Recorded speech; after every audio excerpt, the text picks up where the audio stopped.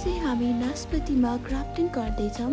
त्यसको लागि चाहिने इन्स्ट्रुमेन्टहरू हेर्न सक्नुहुन्छ। नास्पतिको साइन, मयलको रूट स्टक अनि साफ नाइफ र सेकेचरको प्रयोग गर्नुपर्ने हुन्छ। यो चाहिँ तपाईँहरूले देखिराख्नु भएको मयलको रूट स्टक हो।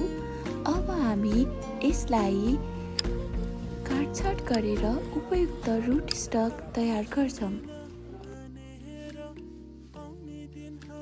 रूट स्टक तयार भइसकेको छ। नास्पतिको साइन, रूट स्टकलाई चिरेर हामीले नास्पतिको साइनलाई राख्छौँ।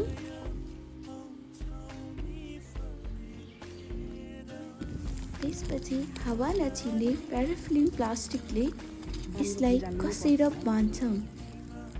सिम्पल र सरल प्रोसेस छ र अन्तिममा गएर हामीले ग्राफ्टिङ गरेको बिरुवालाई ट्याग लगाउँछौँ।